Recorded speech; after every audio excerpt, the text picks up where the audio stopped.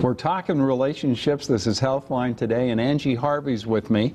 And today, Angie's going to talk about working on relationships. Right. Well, you hear the word work, and many people think, because most of us are not in positions where we actually consider what we do our passion or our assignment, as I would like to call it. Many people consider work something that you have to go to, and you have to do it because you want to make money, and you have to make money because you have to pay bills. And so when I say work, when I say that infamous saying that I have, you don't go from work to home, you go from work to work. And if you're not working as hard at home as you do at work, it's not going to work. What I'm saying is that you allowing yourself to not give all of yourself at the work. And I want to just preface that by saying that the work should be something that you absolutely enjoy. In the beginning of our relationships, we absolutely enjoyed the surprises and the spontaneity of it all, being able to come and go and be able to call that person first thing in the morning, the last thing at night.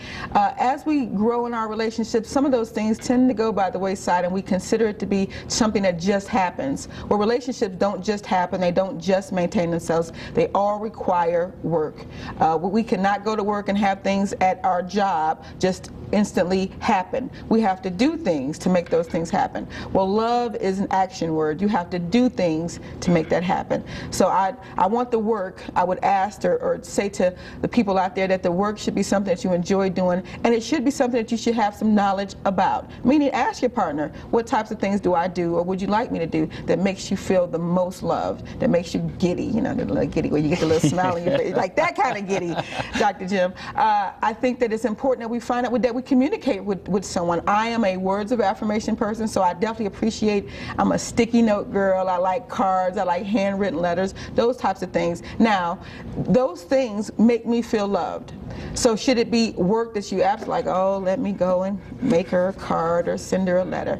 So I'm wanting the work to be something that you enjoy like you did in the beginning when things were good. And that's what people say, back in the day when things were good, or when they used to be this way. And so I want the work to be there. And then you consider what you do at your job. You communicate. You let someone know. If you're going to the restroom, you say, okay, I'm going to the restroom, I'll be right back. If you're going to be leaving for lunch, you let them know. If you're going to be out of the office all day, you let somebody know. And sometimes in relationships, we vanish and no one knows anything. Meaning, sometimes in relationships, people are not clear about where you're at. And so when I talk about communication, how important that is, it's important that the things that you think, the things that you feel, the things that you believe, those are things that should be spoken. And for a lot of people, especially in relationships, intimate relationships, those are not things that people talk about and talk a lot about. Let's see another one. Trust. There's a certain level of trust that you have at your workplace with your coworkers. Many people go to work and use their coworkers as their therapists, and then you come home and the things that you have issues with in your relationships you don't talk about in your relationships. So when I talk about going from work to work, meaning I'm asking you to consider what you do at your job with your profession, or if you're lucky enough to be working in your passion, consider what you do there, and then know that those things also need to be done once you get home. You have to work. Thank you very much for being with us on Healthline Today, and thank you, Angie Harvey, for talking about how you work and why you need to work in relationships. Join us again on Healthline when we talk about the critical elements of relationships, and thanks for being with us.